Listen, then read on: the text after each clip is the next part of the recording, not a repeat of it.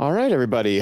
Welcome to season 2, episode 5 of the Nemhaus podcast. I'm Brian Nemhauser. I'm Rachel Nemhauser. And we are 6 months removed from our last episode in December. So I think it's fair to say a lot has happened between then and now. And we're kind of excited to catch you all up and also talk about what's coming next. I like that we're still calling this season 2, though, because it feels very like Netflix to have like a big break and then bring back the rest of the season. Yeah, I hate those shows. We shouldn't be that show. Well, I have bad news for you. That's what we are. We are that show. Yeah, I mean, we had to actually, it's been so long, we had to go back and listen to a little bit of what we were covering in December. And that was the point where we were just starting to explore day programs for Nate. Is that the right? That's right. Because he's graduating in June now. And we wanted to kind of start to layer in some day program experience so he could get used to that before school ends.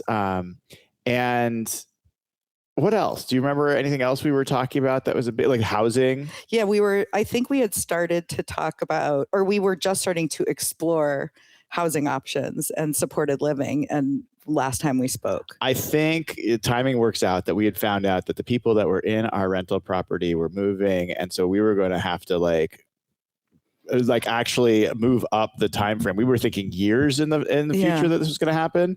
And now it was like a now thing. It wasn't only because of the house. It was because of the state started pressuring us to move quicker. Yes. So a lot's happened between then and now. And we are literally 4 days, depending on how you look at it, 4 days away from Nate's graduation. Yeah. Yeah, we are. So let's start there, and then we'll kind of backtrack to how we got here. Okay. When I say that this Friday, it's a Monday right now, this Friday, he is going to graduate. What does that bring up for you? I mean, it's... For the last few years, that has been a big source of fear. Yeah. But I will say right now, I'm not in a fearful space. I feel prepared as much as we can be. It brings up more like wonder than anything. Maybe the way any parent feels when their kid hits a major milestone. Like, how did we get here? Yeah. How did we get here so quickly? And then it also I can't help but then reflect on Nate's entire schooling and his education and how far all of us have come and how far he's come and how much he's grown and learned. It's really... I feel really, actually, as I'm talking about it, I think I'm where every parent is when their kid is graduating, which is a really beautiful place to be. There's nothing fundamentally unique about this situation. Where do you think Nate is? I think he's ready. That's a good question. And a big source of my fear and anxiety around graduation or sadness has been him and what he's losing and how sad this is going to be for him. I'm comforted to see that he is expressing some sadness. He's not expressing devastation. He's not acting up or anything like that. He's actually told us with his minimal language that he's feeling sad about it. But I take comfort in that because to me, it means he understands what's going on. He's processing it. He's moving his way through it. I think they're working on it with him at school, helping him come to understand and accept where he is. So I think he's okay. I really do. That is such a big part of my experience through this. I'm so connected to his feelings on all of this. And I think part of there's been a lot of anxiety and fear and all sorts of mostly negative feelings about this moment coming up because, at least there had been, because he loves school so much. We've talked about that. It's a really special place. And he's not unique in that, especially for kids with disabilities. It seems like this is a really special place for a lot of students. And the idea that he was going to lose that so suddenly and really have this huge void and not understand what's on the other side of that. Not really understand the finality of it. Yeah. I'm talking about in that case, my lack of understanding of even what that was going to look like for him. That was weighing on me a lot of what his experience was going to be and my lack of ability to lead him and guide him through it. Right. And here we are. I mean, when we started this season of this podcast, it was with the idea of, okay, we're a year out from this happening, essentially. There's a lot that you know because you're an expert in a lot of this stuff, but a lot that we both didn't know and a lot that had to be done even if we did know it.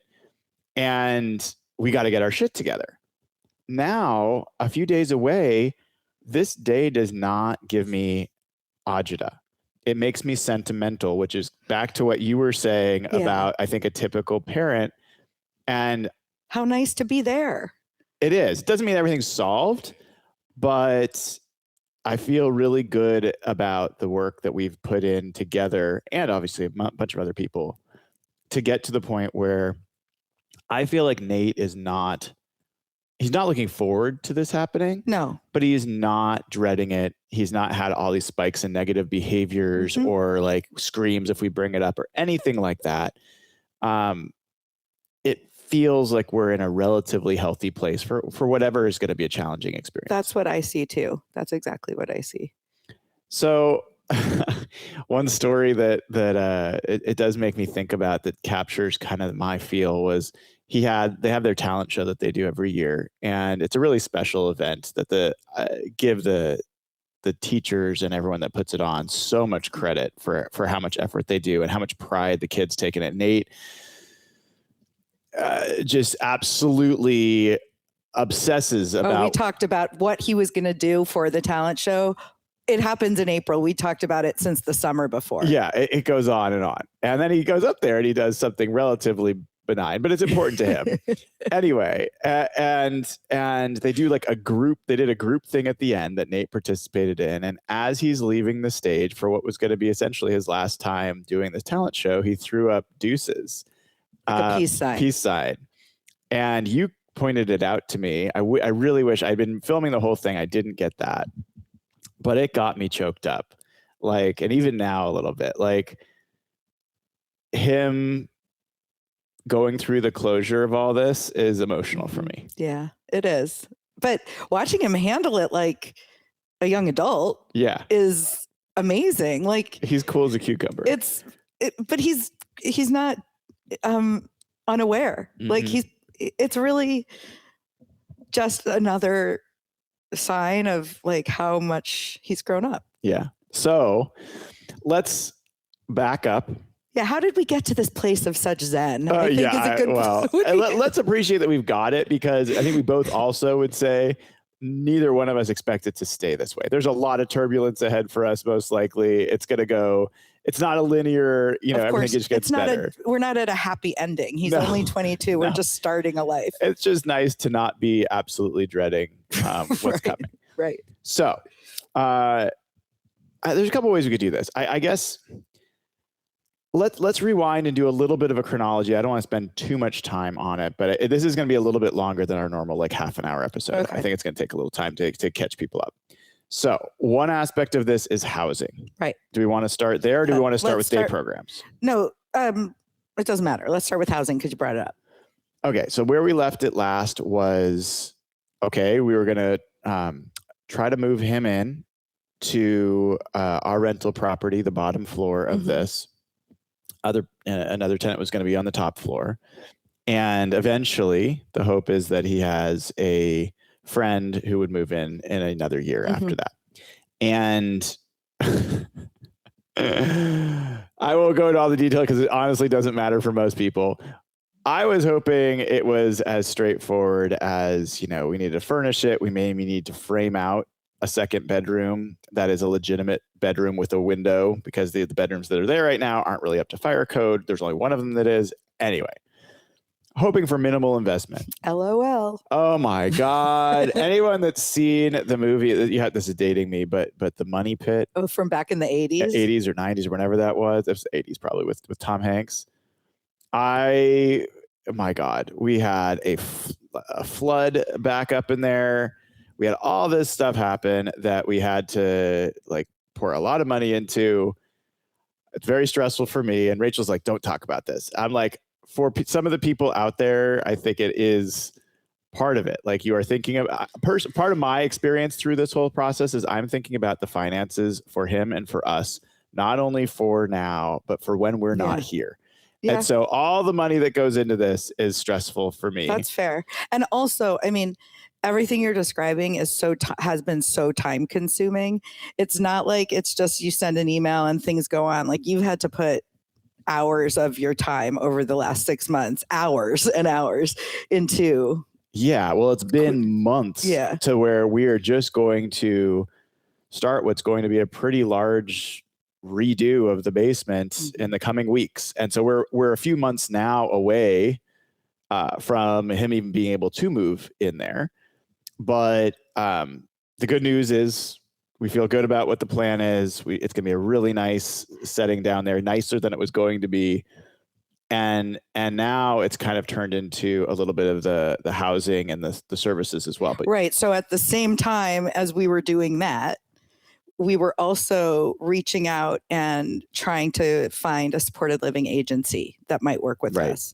I think that's where we left off. Right. We have a core waiver. Right. So DDA, our state disability agency, had sent out our packet, which is how when you're starting to look for supported living agencies, that's what they do. So they made this packet. It's like a dossier about Nate and sent it to all these agencies.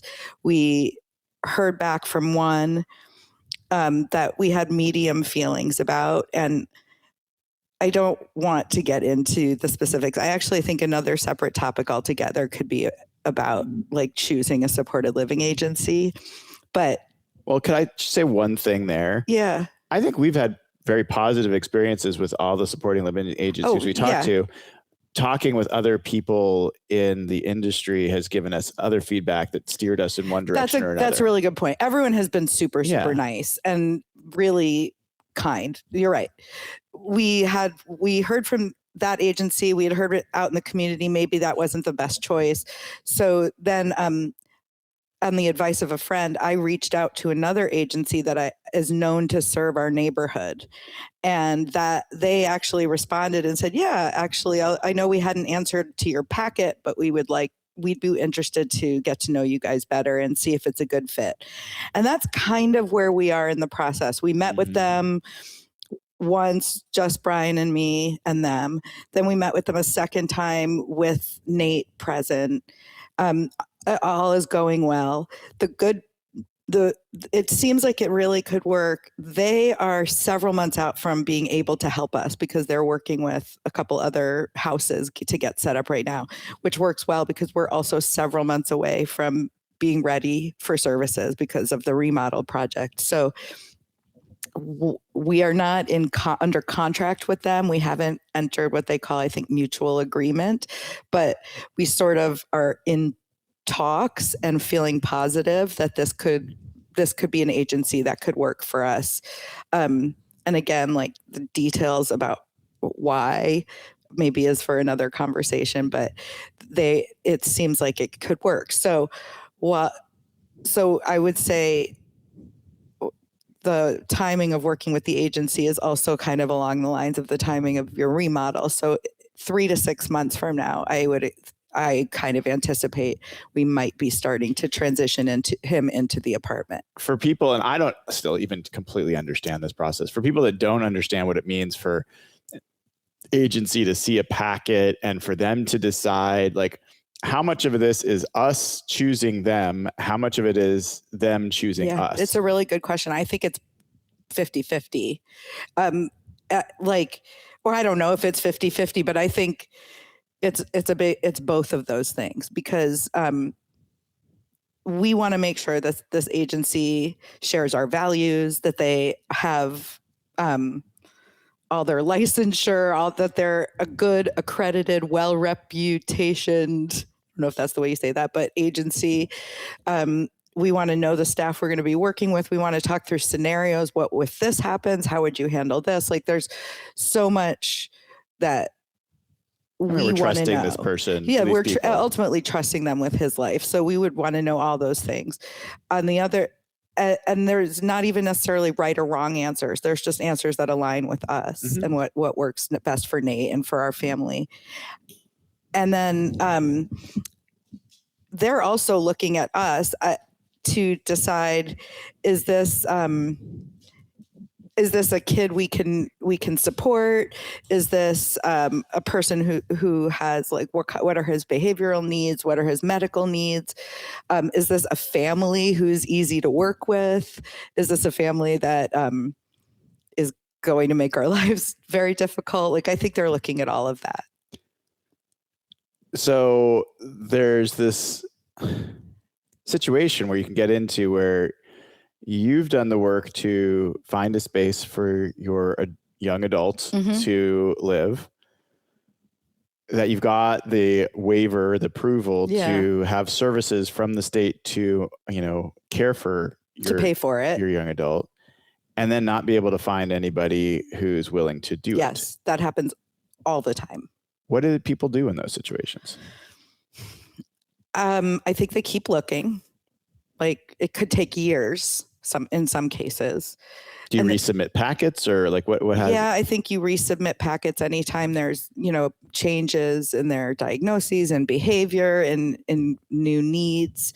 I think you do what we did, which is contact the agencies directly as opposed to just waiting passively for them to acknowledge your packet. I think people look at other options besides supported living that I think we talked about in the last webinar or in the last podcast. So I think that's what they end up doing. And sometimes, Washington State has institutions. Nobody wants that. That's, like, in my opinion, a worst case scenario. But I think for young people whose needs are very high and they cannot find. I thought there weren't institutions. There are. I thought those were like the whole thing. Anyway, we don't have to get down. There are 4 in Washington. Okay. Anyway, so we're in a little bit of limbo state. We hope we're in a good place. Nate is not likely to be the kind of person who can't find an agency. And the people who have the most difficulty finding the help that they need are those who have really high behavioral needs or significantly high medical needs. Right now, we're really fortunate that Nate is neither of those things. So I think it won't ultimately, we'll find someone. Yeah. Yeah. Well, that's good to hear. And, so that's kind of been this process. We've talked to a couple of the agencies. We've had like one of them come to the house and observe Nate a little bit. And we haven't done the out of home visit. No, that's yet. The next step is a surprise meetup at McDonald's. Yeah, another place that he's comfortable right. and for them to see. Because I think the one thing I want to add that we've also been doing while fixing up the apartment and working with the agency is just continuing to talk about it with Nate. Yeah. Like, not relentlessly, not all the time, and not with like much intensity, but just it comes up in conversation lightly, and he's become much more tolerant of the topic. I think this has been the dominant part of our preparation in the last year, like the most time consuming between the housing stuff, the actual house or the rental area itself. This has been like, we'll talk about the day programs in a second, but even now, I think it is a very large part of our thought process of, okay, now this is going to get real in 3 to 5 months. He will be moving out of our home. So it's not just the graduation. It is like a much quicker transition out of our home than we thought. Now, we happen to be very close to where the rental is. So it's not going to be as like we're moving out of state or, moving across town or anything like that. But it's still massive. And there's both some trepidation and awareness of how much work that's going to be. There's also, we've been able to dream just a little bit for the first time since he's been diagnosed, really. Like, I don't know if you'd put it that way. I would say since becoming parents 25 years ago. Fair enough. Fair enough. Like, people talk about empty nest and, like, we'd never even give ourselves the opportunity to think of what an empty nest would look like. But now we're like, well, maybe we'll go on a trip, or maybe we'll get to a point where we can, do an overnight or we could just go on a road trip whenever we, you know, or like we could on a go whim. out and then figure out what to do next and then sort of find the next thing without having to run home real quick. Right. I mean, we just, honestly, we went on the light rail to Pike Place Market, and Nate was with us and it was great, but he was constantly wanting to go home. We were having a great time on a beautiful day. And we were there for about a half an hour. Half an hour was pushing it, right? Yeah. And right. You and I would have loved to have just wandered the city a little bit more. So it's not about, so the point is we're doing a little fantasizing about wandering the market for an hour or longer. That's the level, you know? And I just think it's important to acknowledge, because I think someone who might be hearing this may feel like that is never going to be their lives, or they've given up on that. And I will also be totally frank, not everyone's situation is going to be our situation. There might be people that don't have this opportunity, but I wasn't granting myself the option to think about these things even a year ago, really, 2 years ago, 5 years ago. You know, and we aren't yet there. Right. So I'm not counting my chickens or anything, but I do think that that's an important thing to acknowledge. It is. So let's talk about the day programs. Right. And just to catch people up again, we wanted to, Nate works 3 days a week, Monday, Wednesday, Friday. 2 hours a day. So it's a very short shift, but yes. He has a job 3 days a week. He does great at it. And we wanted to complement that with another 2 days at least of a school-like structure for a day program. Something that would maybe replace some of what we're losing with school. Like, yes. I would say the predictability of it, the longer hours of a whole day, so being part of a social community, the enrichment portion, and that, I don't know, can't say for other kids. When Nate is home alone, when Nate is home or when he's on his off time, he's not usually filling it with social enriching activities. So finding a way to bring that into his life. And I can't remember where we were. I think, if I'm right, we were just assigning ourselves actions to go start to talk to the 2 programs that we'd identified. Let's fast forward a little bit. We talked to a couple of these programs.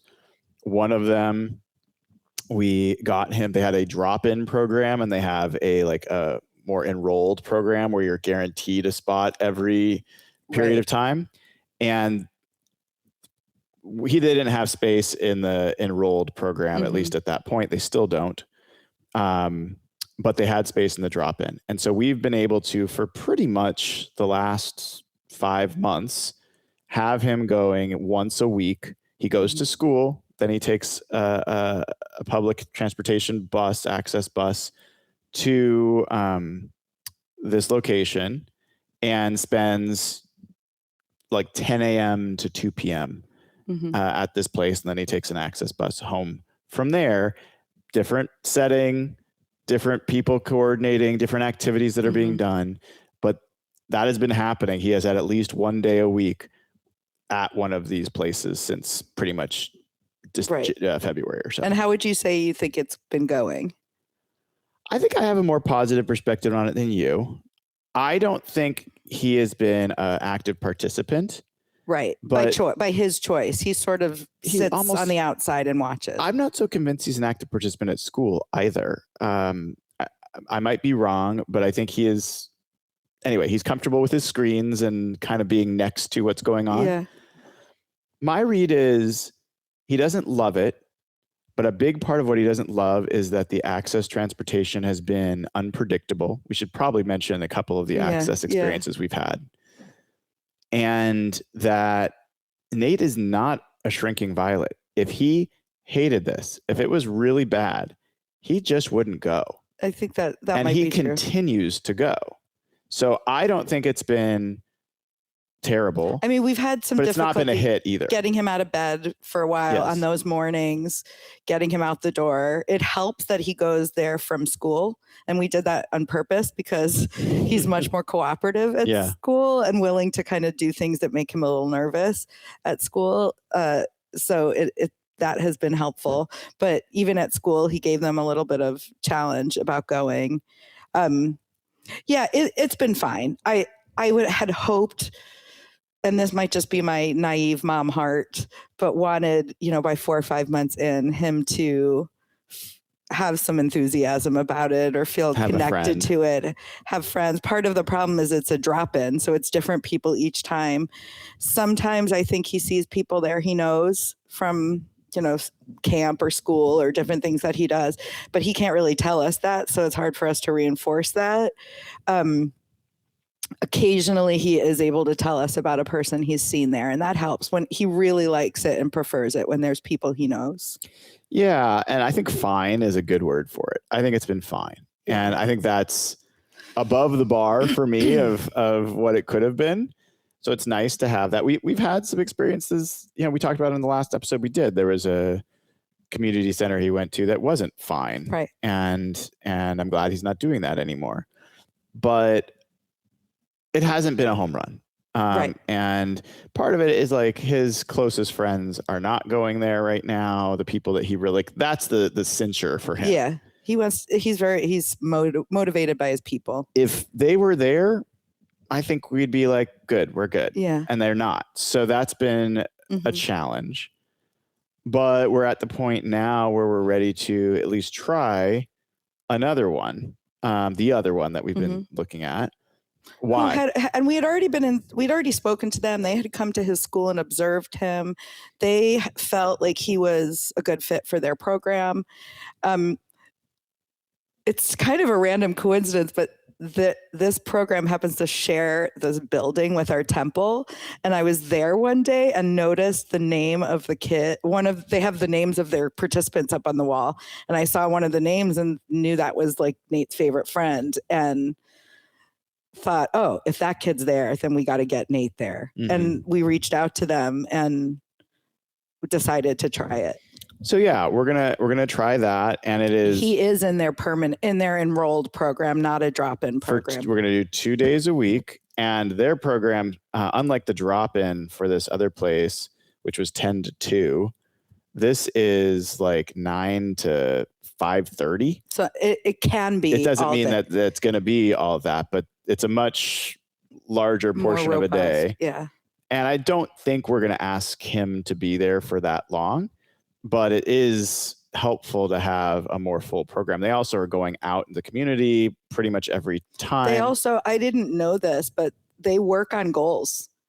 In the morning, they spend a few hours before they go on their outing working on individual goals. That's really cool. And I thought, Nate's done with school. He doesn't have to keep trying to learn things all the time, but also like we're all adults and we all learn things all the time. And I like that for him. I do too. And I think we're eager to see how it goes.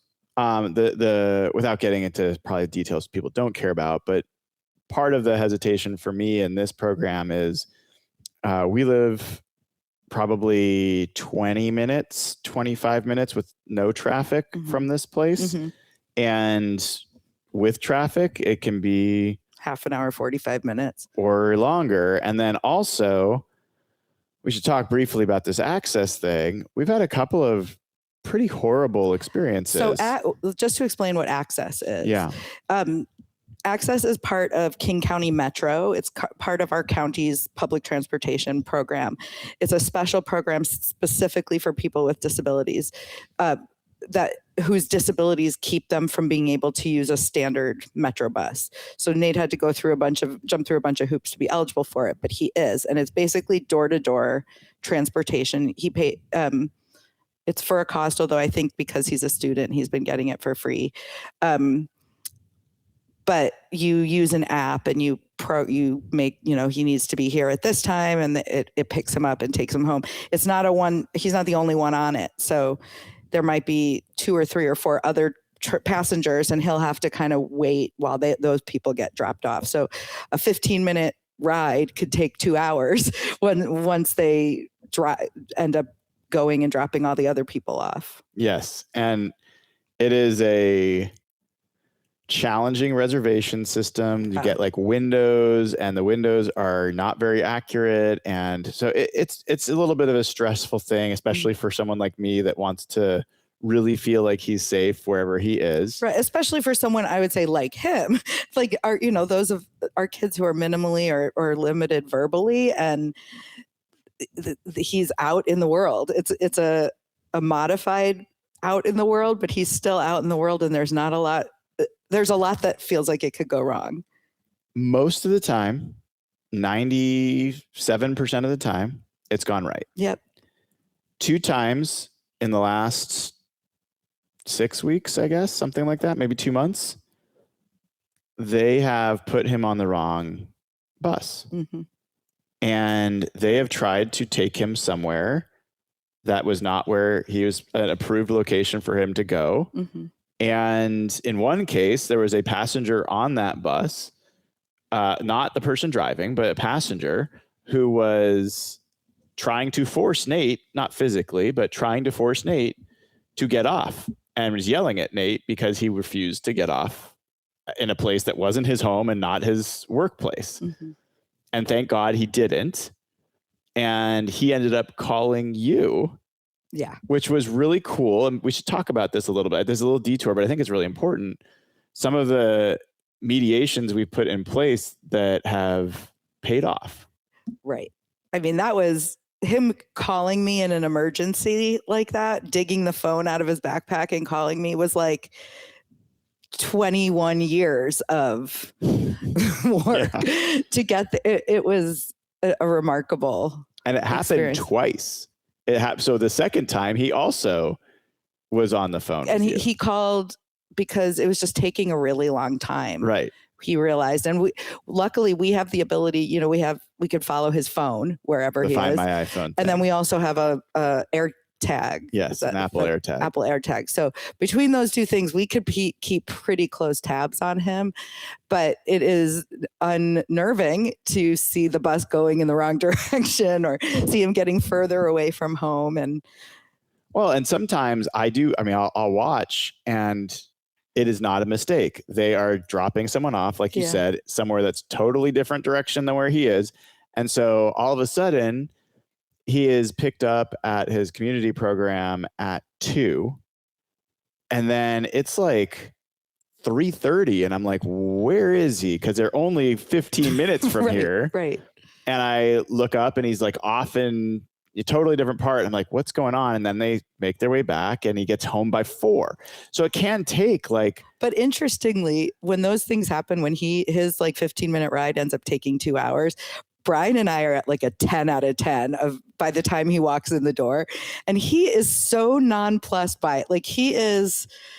He walks in the door like nothing happened, which is really a good reminder to me that he can handle that. Yeah. There are things he can't, and things that don't work for him, but like a long detoury bus ride is not, and taking a long time to get home at the end of the day is not a big problem for him.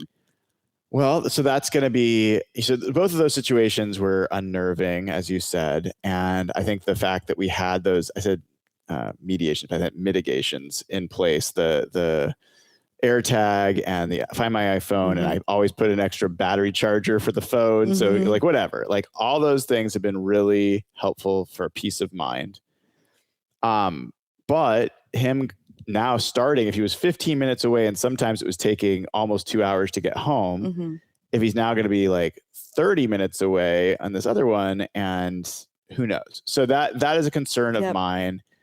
And maybe it's a reason that we'll have him come home earlier, to start with, whatever. But that's our next chapter.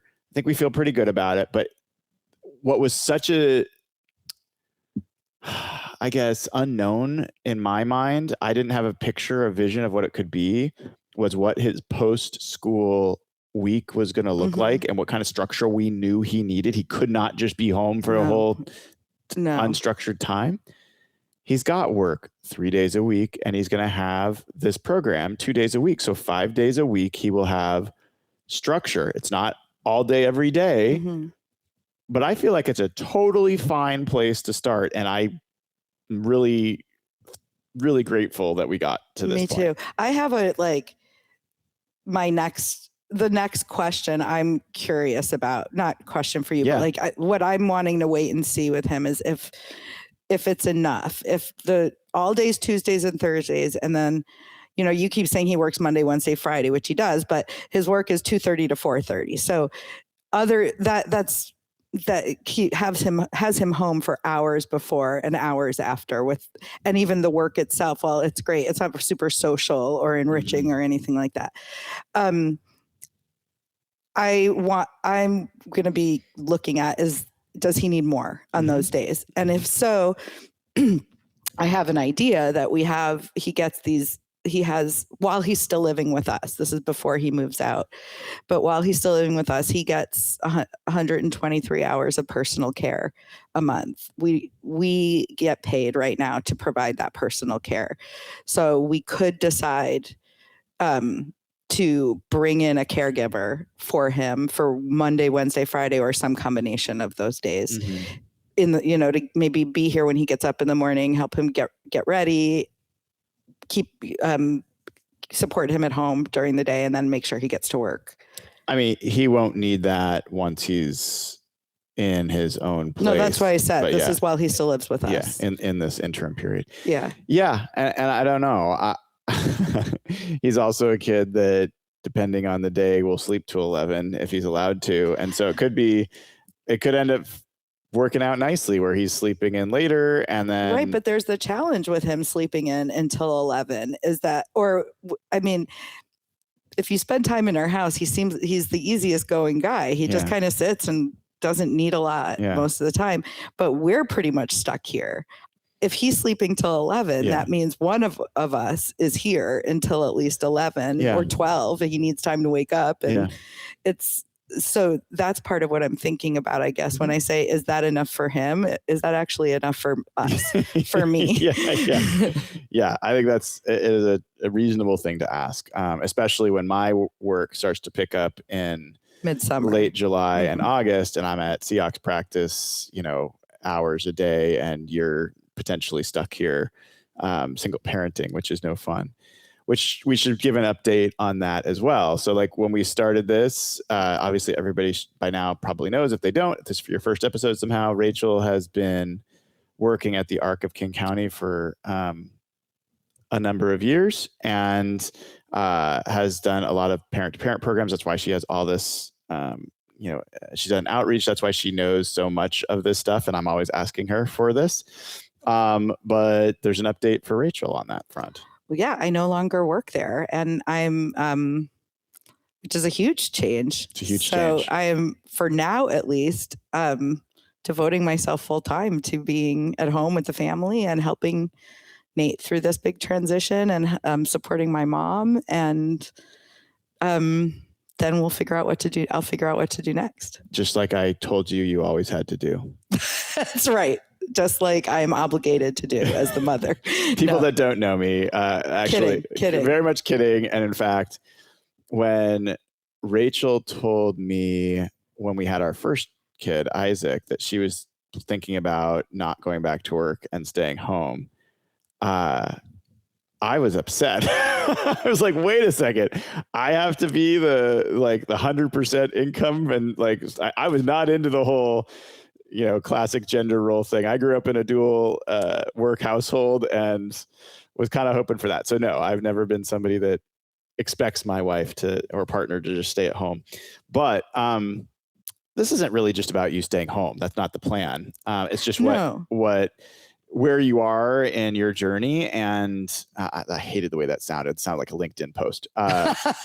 No, but I mean, I don't want to get into why I no longer work where I worked, but one reason is these major transitions going on in our life. It just seemed like the right time. Like Nate finishing school and now starting this Saturday, no longer being in school and being our full-time responsibility. And this is separate topic, but my mom, who's getting older and now lives nearby, devoting time to supporting her as well. It just is a good time it was a good time in my life to step away. I think that's all right, all correct. And this is a very typical moment for, I think, a lot of people that reach this age that have had a successful career and made a big impact. That you're also looking for, how you want to spend your professional life, whatever that's going to look like going forward.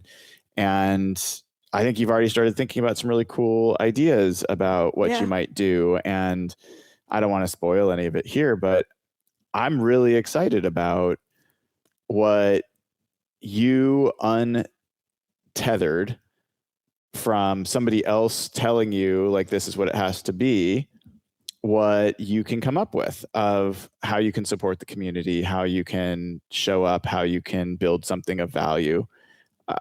I think that's what a lot of people go through. Sure, that makes sense. I absolutely loved the work that I was doing, and I'm super excited for what comes next. Yeah. I'm getting the look that she does not want to talk about this topic anymore. I think it's very cool. I would like to talk more about it. I think it's maybe a separate. Okay.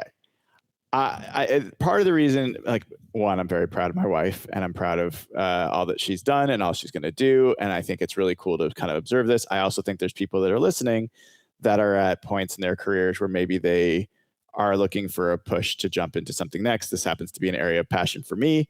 And so there's that. And then also, for some folks that may or may not, this is my, quote, second career, where I left the tech industry and I'm now a member of NFL media and like a YouTube content creator. It's like the grossest thing to say out loud, but it is. It's like what my job is. And I started that 2 years ago. I am now, once again, our sole provider. Right. We've lost all of our rental income that we had. Mm-hmm. We've now don't have healthcare insurance because we were getting that through your employer. Mm-hmm. And maybe this is an overshare, but I just like to keep it real for folks. Like, this is a shit ton of transition. Yeah. Oh, yeah. Happening. And we're taking a lot of trust falls. I don't feel like this would not be going well if it was just me. Like, I'm very grateful that I have you to work through it with and that I trust. Can you imagine if I was in charge of the remodel of the apartment by myself?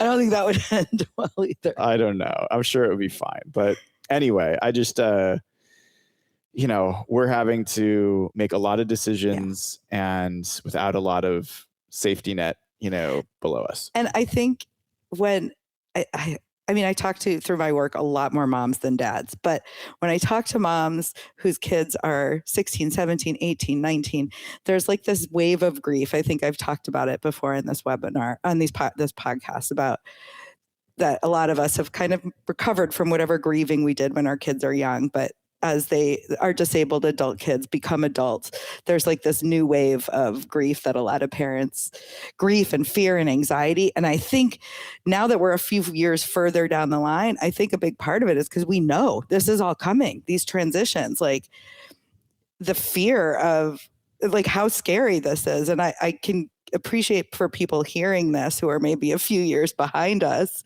either in age or just in planning, that it sounds really scary. And all I'll say is we have been putting like a year into this and being super deliberate, or as deliberate as we can. In the middle of both working demanding jobs and having a person we take care of at the same time, and a crazy dog and a cat and all the things, but being as deliberate as we can, it still has been a lot, and it is a lot, and will continue to be a lot. Well, it's really well said. I also want to be transparent about, it has not been a year of work. No, it has been a lot of like stealing time here and there. The last time we did an episode was in December. The Seahawks won this thing called the Super Bowl. Pretty cool. And I was at that time trying to be the responsible person moving along the community program stuff and then dealing with the rental. And I told you, I was like, I can't. I cannot do this. It's going to have to wait. Yeah. I never say that. Like, I just don't. And I was overwhelmed. I could not deal. These were life-changing decisions. Right. They were massive decisions. I could not have all of them happening at the same time. But we got through it. We stole time where we could. And but we figured a big out. part of that is because we gave ourselves, when you give yourself a year or more to figure things out, then you can take a month break or a 2-month break if something comes up and it's not the right time. Yes. If you're hearing like some sounds of distraction, it is our goddamn dog, the bane of my friggin' existence. If you heard rage enter Brian's voice during that. He insists, no matter where we are in the house, if we are talking together, he will position himself between us so we cannot see each other when we're talking. It is such a stupid, aggravating habit of his. And I'm petting him. I'm trying to, he's got like a bagel that he's chewing on, which is probably not great for him, but whatever. Oh, that dog drives me nuts. Okay. Two things we could do with our remaining time, love. One, and we can do both of them or neither of them or something else. Do you want to reflect it all on 21 years of school for Nate and like what this brings up for us? Sure. Well, let's start there. What's the other thing? The other thing is what's next. I feel like we've covered that. Well, let's summarize that then, and then we'll go on. So what's next is he graduates Friday. Yep. We're going to go on a RV adventure to Disneyland, which he's wanted to do for many years. We're doing a 2-week road trip in an RV. We'll see how that goes. We've done RV with him before, not for 2 weeks. It's actually, for those of you with people with disabilities in your family, RV travel is an amazing way to travel. It was for us because he refuses sometimes to get out of wherever we are, the hotel room or whatever. This allows us to move the hotel room. Yep. And so that it's been really nice. But we're going to do that. We're going to get him started on the community program. He'll continue doing his work. We need to tell work that he's going to be gone for 2 weeks if we haven't already. That's a good point. That's a good point. And then we'll figure out if this community program is better or not. And then we'll go from there. We're having the construction is going to start soon. That'll probably take 3 to 4 months. Hopefully. I think it's conceivable by the end of 2026 that he could be living in his apartment. That's kind of what I have in mind as well. Yeah. And then we'll be figuring out our service provider. Yeah. Between now and then. Mm-hmm. I think that's the majority of it. Yes. Yeah. Wow. Yeah. Yeah. Also, and I'll save this for another episode, I've purchased a robot lawnmower. Okay. And that is a big deal. We're going to see if this works. I'm not sure that's relevant. I think it's so relevant. Okay. I'm so excited. If it works, I'm going to be so excited. It's going to save us so much money. Okay. All right. Now, let's have a little bit of reflection. Well, here's the first place my mind goes. Nate had his first IEP when he was 3 years old. And he's about to be 22. So that's 19 years of IEPs. And of course, he was like a little preschooler and a non-speaking, wearing a diaper. He was 3. He was very, very little. And now he's an adult and he works and he can speak and he's this independent man in all these ways. Like, all the ways he's grown are so notable, but I also can't help but like be a little self-reflective and think about how much I have grown in that time, and like remembering who I was sitting at those very early IEP meetings and who I am now. And that to me feels, I didn't have an IEP through all this. It has just been an amazing journey. And I hardly recognize myself from 19 years ago, all in the best possible ways. You're a boss lady. You really, you are. I wasn't intending this to be me talking about you, but you're right. Seeing you are so much more self-assured, and not just who you are. You've always been a confident person, but I was very, very, I just felt, I wasn't that young. I was, in my early 30s, but I felt like a baby sitting at those early IEP meetings. I didn't usually I wasn't a person who had sat at a lot of conference room tables, and just the whole thing was so intimidating, so overwhelming. And I just didn't know that if I had it in me, what it was going to take the next 19 years. And as it turns out, I did. And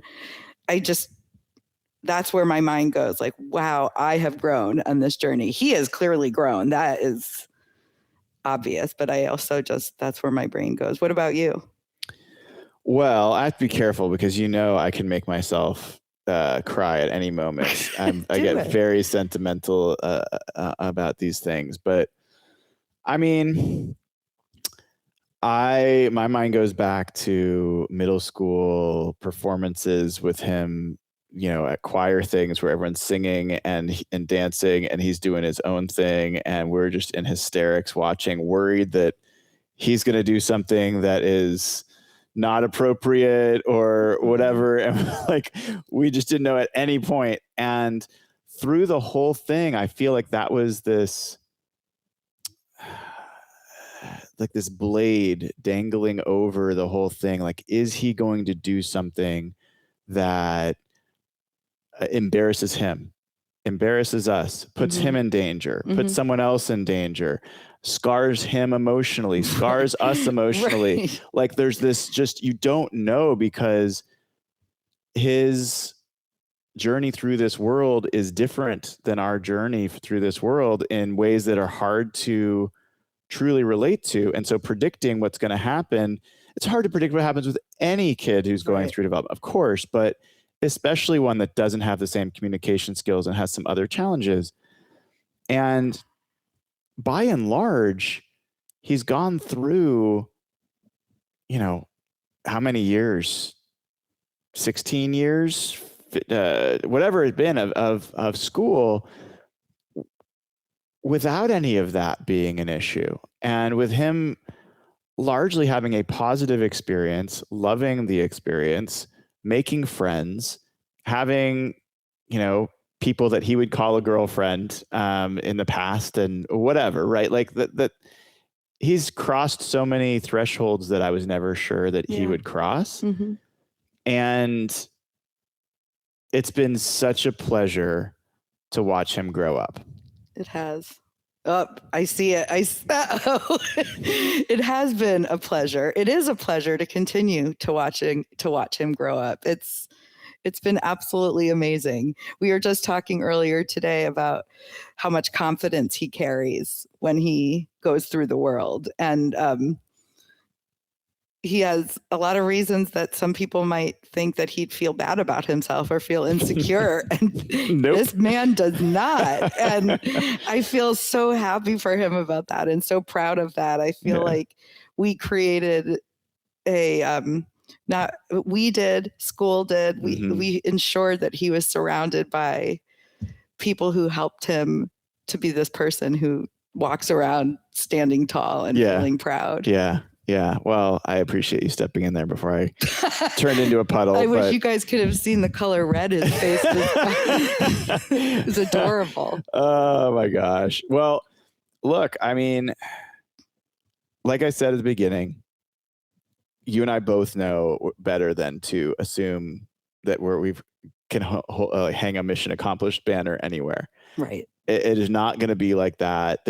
We know that we could find the perfect caretaker and the perfect situation over in this property. And then that person leaves, and the person that replaces that person is there's a million things. The job could not sustain all sorts of stuff. But you just have to, any of these moments of oasis that you can feel really good about things, you kind of have to savor and luxuriate in a bit. Yeah, I agree. So, I mean, and just notice and acknowledge them and celebrate them. Can I tease one thing that I know you're probably not ready to share, but I want to tease it. I want to tease a little bit of this concept that you're exploring. Okay. So this is not set in stone. It may never happen. But one of the concepts that Rachel was kind of on a walk we were taking the other day sharing with me is this idea that finding ways to help parents who have kids with disabilities potentially go on retreats with their kids. No, not with their kids. I you mean, explain it. Well, I just had the idea of these retreats for parents, ways for parents to get away from their kids. I thought the respite was built into the. It could be. I mean, okay, we're still exploring. Nothing's off the table, but I was envisioning a way for parents to get away for a weekend with other parents. And I had an idea of doing retreats that were aimed at parents of young kids, like kind of adjusting to a new diagnosis, and also a separate one that's parents of young adult, of like teens that are getting ready to transition into adulthood. And I think I wanted to have like a support component and an education component and a resource navigation component, and also a luxury component like massage and meditation and I don't know, crafts, cooking, hiking. It could be all sort. It could be whatever. It could be anything, but really just an idea of a way for parents to come together and spend and create community. I think it's such a cool idea, and we're not going to spend a bunch of time on it, but I just I love that it fuses your background and love of camp and growing up, and also all that you know and the knowledge that you could share, and other people that could potentially be there to help share other knowledge as well. And that it is a way to connect with people that need a community. Everyone needs community, but parents of kids with disabilities, it's a long, sometimes lonely path. And I just think it's such a cool idea. And I think it could also be something that travels, doesn't have to be the same place. You could do international ones. Yeah. There's all sorts of possibilities. So I'm that's just one example of the things I'm excited about when I think about what's in Rachel's future. Well, thanks. So anything else before we wrap this episode? That was a lot. I think we just covered the last 6 months plus the next 6 months. So I think we'd be remiss if we didn't express some gratitude for our family as well. Yeah. And any friends. So we talked about the teachers, we talked about the other folks, but my mom, moving up, my mom and dad moving up from Portland to here, large part to be closer to the family, and my mom spending every Wednesday afternoon getting here for Nate off the bus and having all sorts of treats for him and having for such years a positive experience. Your mom, all that she's done, and even now being closer and being able to pick him up from work sometimes and watch him and giving us more, like my sister and my brother-in-law who have been there and participated. Your sister, feel free to, you said, I don't want to interrupt you, so go ahead. No, just, my sister, he's surrounded by his people. His grandparents in New York, who he loves to go see and visit, his cousins over there, his cousins, your sister's kids. I don't know, like obviously his brother. So many people have contributed to like his self-esteem and like his journey. So I didn't want to leave. I'm sure I didn't say somebody, and I don't mean to. Well, we'll get you in trouble later for it. But yeah, I thought that was important to call out. Okay. Well, I think that wraps for what was the 5th episode of season 2 of the Nemhaus podcast. I'm Brian Nemhauser. I'm Rachel Nemhauser. Make sure you head over to patreon.com/Nemhaus. There are places where you can have conversations there. I don't know if anyone's doing that. I have to admit, I haven't checked. But you could do that. And like I've said in the past, it's free to sign up. If you choose to contribute a monthly sum, that's fine. Anything we were to get from this, we're contributing to charity. We have not made any contributions yet because I don't know that we have enough to contribute, but just wanted to make sure people know where you can get it and share it with other people. All right, everybody, have a great rest of whatever day, week, month you're in. We'll talk to you again soon.